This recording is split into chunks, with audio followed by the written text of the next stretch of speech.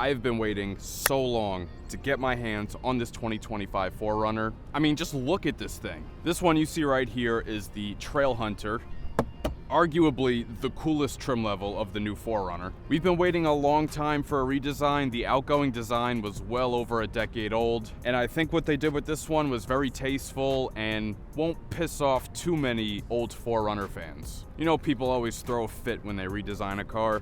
I think they did this one well. So as always, we're gonna start this review here underneath the hood. This is the iForce Max powertrain, so that's a 2.4 liter turbocharged 4-cylinder. Puts out 326 horsepower, 465 pound-feet of torque, and that is paired with an 8-speed automatic transmission with part-time 4-wheel drive. 0 to 60 takes approximately 7.5 seconds. This can tow up to 6,000 pounds. This has 11.5 inches of ground clearance. Fuel economy ratings are combined 23 miles per gallon. That's 23 in the city, 24 on the highway, and the capacity of the fuel tank is 19 gallons. All right, now let's check out the front end of the all-new 4Runner.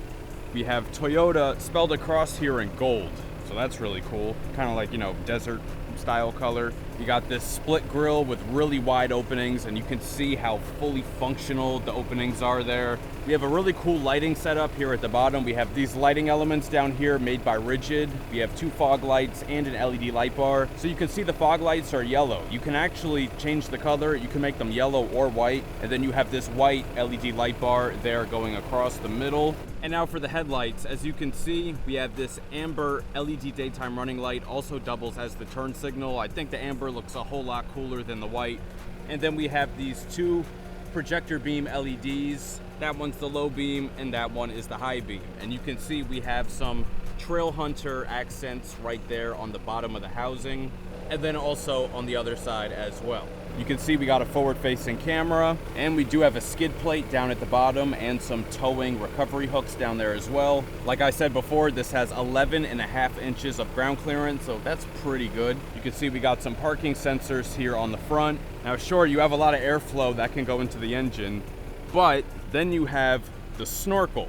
This is why I say the Trailhunter is the coolest looking trim level of the 4Runner, because of the air intake up here. So for those who don't know what that is a high mount air intake. So basically when you're off-roading and you're going through an environment that has a lot of dust and debris, that tends to accumulate down towards the bottom of the car. So to get fresher air into the engine without a whole bunch of dirt and dust that'll like destroy your air filter, it takes in air from up above, because the higher air is typically cleaner than the lower air. But even cooler than that is the sounds it makes. So this is a turbocharged engine, so you can hear the turbo like right here. So if you have this window cracked while you're driving, I'm actually gonna insert a clip now here of my test drive video.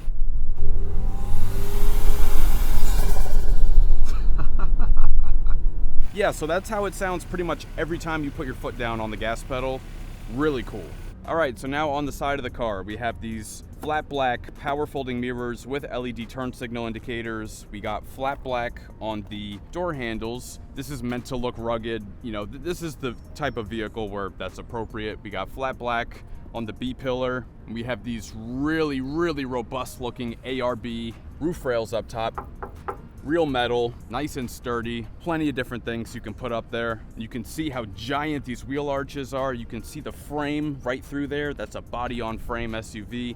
And you can see that full-size spare tire peeking out there in the back. You can see all the little Trailhunter badges. We have that there on the suspension. This is known as the Old Man Emu suspension. You got Trailhunter there. We got Trailhunter there on the door. So now let's talk about the wheels. We have this kind of gold bronze colorway going on. It's an 18-inch wheel exclusive to the Trailhunter. It's riding on Toyo Open Country all-terrain tires. 265 on the width with a really beefy 70 series sidewall. I think that's the thickest tire I've driven on this channel to date. It's a very smooth ride, and I'll have more about that on my in-depth test drive video that I've already posted. I will have that linked on the screen at the end of the video. So this wheel has 6 lug nuts, and we do have a wheel lock installed right there. Having to replace all this would be very expensive, so wheel locks would definitely be recommended. Now, if we look at the overall side profile, you can see it has a lot of similarities to the outgoing 4Runner, especially like the shape of that tail light here on the side,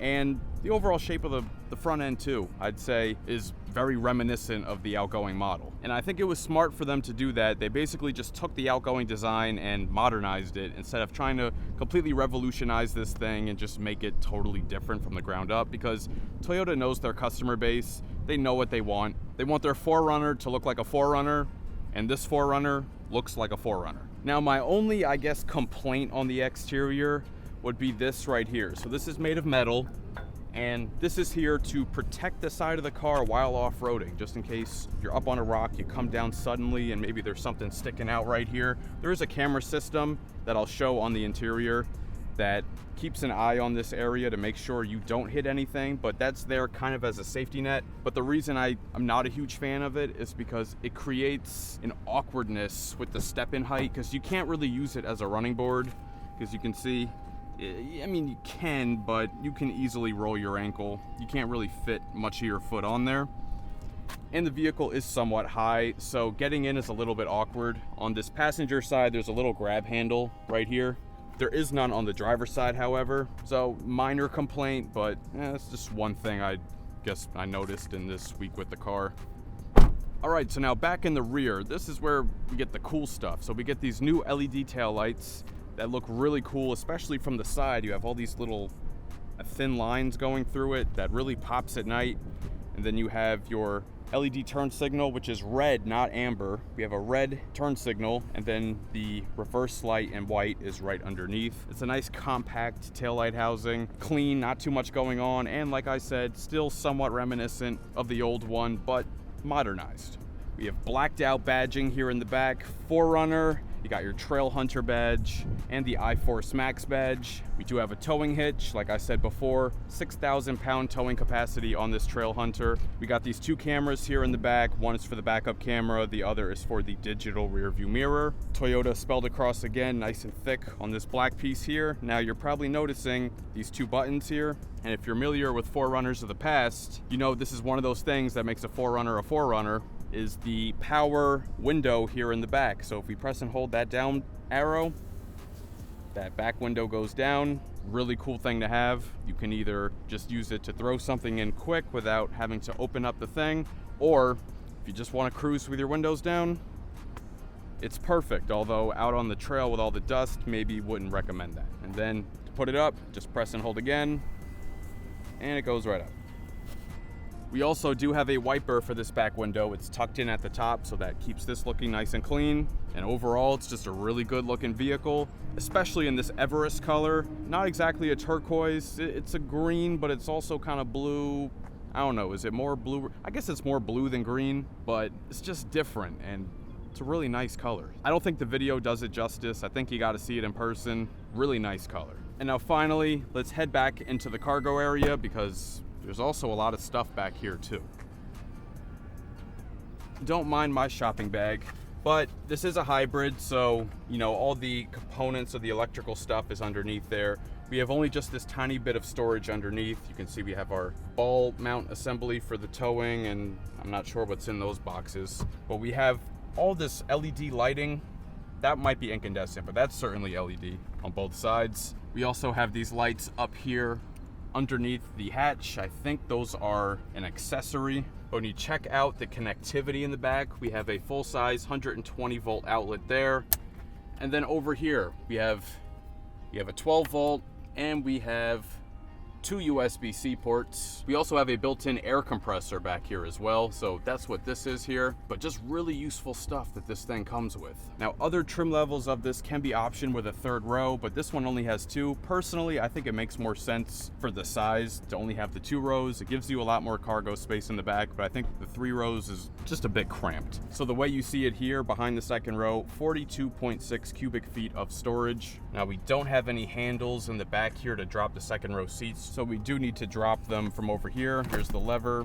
So we're just gonna pretend that that went all the way down. But after you fold down those second row seats, you now have 82.6 cubic feet of storage. So now we are inside the all-new 2025 Toyota 4Runner, and that really rugged theme continues on the interior, but they did take some steps to make it feel somewhat high-end. It is a mixed bag. Some of the touch points are soft, others are kind of hard. So like, for example, dashboard, really hard up on top, but in a car like this, I think I can overlook it. Like this material down here, while it is plastic, it does mimic almost like a forged carbon fiber with like a lighter tone. Obviously fake, but I think it looks cool. And the way they spelled Toyota across like that, nice and big, and it's got this cool yellow outline on the bottom. And that's kind of the theme here with the Trailhunter. You'll see lots of yellow stitching here, like on the glove box, on the door panel, yellow piping on the seats, more stitching on the seats. And so speaking of the seats, these are Softex leatherette. These are not leather seats, but you know, if you didn't tell me that, it's kind of hard to tell. I mean, it's still very soft. It's a very comfortable seat. I also find that leatherette in the long run is more durable than actual real leather. Headrest is nice and soft. Got this, like I said before, this really cool yellow contrast piping and stitching here on the seat. Goes along the bottom as well. Fully perforated seating surface. These front seats are both heated and ventilated. 2 memory settings for the driver. Power adjustable, both front seats. Also, for whatever reason, they decided to wrap the entire glove box in the Softex, so it's very soft. So while some parts feel a little cheap, they kind of made up for it in others. That's a very large glove box, by the way. So great storage in there. Armrest is super soft on the top.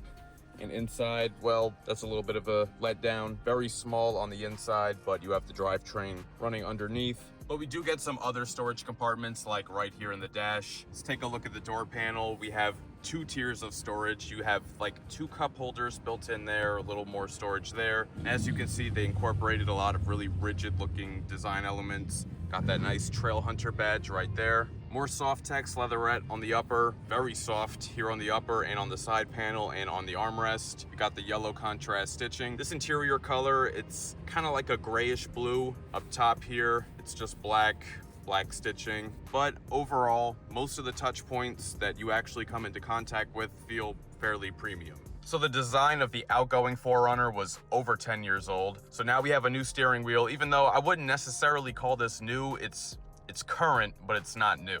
This is the same wheel that's in like the Tundra and some of the other Toyota trucks. It's certainly more up to date than the outgoing one, but not necessarily new looking. While the interior is Softex, this is a leather wrapped steering wheel. Some portions of it are perforated, and I like how there's this nice area to grab right here at 6 o'clock. Got your bolsters at 10 and 2. Black contrast stitching on the inside. And the controls are laid out pretty logically. On this side here, this works your digital gauge display, back button, phone button, volume, voice command. And then on this side is for your adaptive cruise control, lane keep assist, and your fast forward rewind there. And this Trailhunter also gives you a power tilting and telescoping function. And the steering wheel is also heated. And I almost forgot, one other little hidden thing we have here is this little built-in light. So here on the side of the dashboard, you can pull this out. You see it says Toyota on it. When you turn it this way, we got a little button and it's an LED light. So we have, let's see, white. I think we can make it flash, different brightnesses, and you can turn it red. So built-in little flashlight, again, another good thing for being outdoors. And it's got this little handle built in too. Notably missing though, this Trailhunter does not have a head-up display, but we do get the nice large digital gauge cluster here in the middle. It's very highly configurable, as you can see, going through the menu options here. There's 3 different zones, like most of Toyota's other gauge clusters. They pretty much use the same one in most of their vehicles.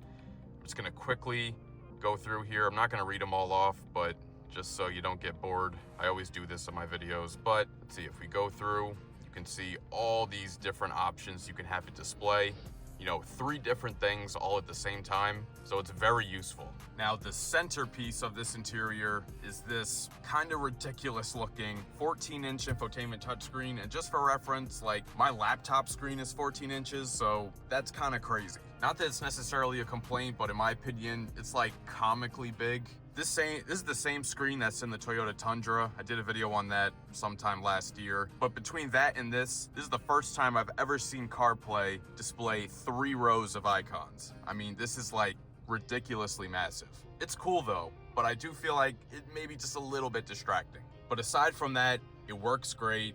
Wireless Apple CarPlay and Android Auto. And if we go into the Toyota interface, we do have a native cloud-based navigation system, and then all your vehicle settings and stuff. You can get trip information and alerts on here. This has a 14 speaker JBL audio system. And well, if you want to be technical, it's actually 15.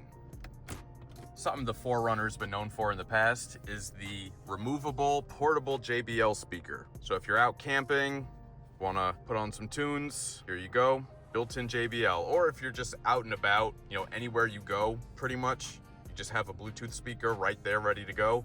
And you can see here on the bottom, it does charge while it's in its spot. So pretty much it's always charged and ready to go whenever you need to use it.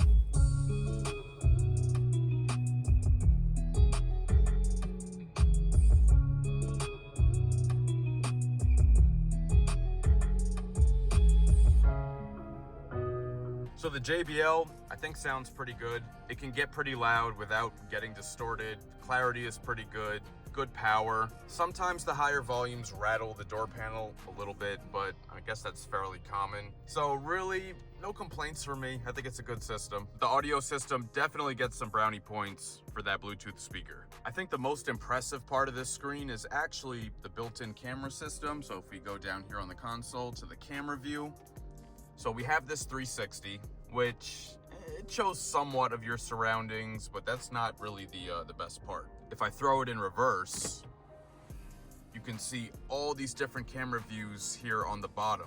So now we have a 3D model that looks a lot more realistic, shows more of the surroundings. It's not like a full 360 that you can drag around, but there's 6 different camera angles, and you can either zoom in or out. So showing like the different corners of the car and also like the head-on view too. So there's the front view, you can zoom in a bit, the back, and then the different corners. So it's definitely a big improvement. And since this is meant for off-roading, you have the side angles to make sure you're not scraping anything. And it's good that, you have that metal bar on the bottom of the car outside just in case you do. But there's some more side angles. Got your front view, back view, wide angle. Then on this side, you can have your different distance markers, trajectory lines, and then you have one for lining up a tow hitch, and then you have one with your built-in pitch and roll. So this is probably the best one to use for off-roading. It appears Toyota's really stepped it up with the technology. So camera system, pretty good. All right, down here on the console, we still have a traditional shifter. It's a little clunky, but not terrible. Nice leatherette on the shift boot. Electronic parking brake, brake hold, and this does have a part-time 4-wheel drive system, so you have 4 low, 4 high, and 2 high. For just regular driving, it's best to keep it on 2 high. It'll save you some fuel economy. I also really like how rigid even the controls look here. They look like they're metal, just very industrial and robust looking. Even the volume knob, the knobs here, and this one. And the other modes we have here, like crawl mode, which is basically like cruise control for off-roading. Then we have the drive mode. So if we turn the dial, the different drive modes come up, and you can see we get the little animation there on the gauge cluster. It's just 3. We got sport, normal, and eco. Fairly straightforward. And then we have multi-terrain select, which for whatever reason hasn't been available. I don't know what the reason that is, but I haven't been able to use multi-terrain select during my time with the car. All right, so as far as connectivity, we have a wireless charger here, 2 USB-C ports, a 12 volt, and then we have another, where is it? There we go. We have another USB-C port behind the screen here.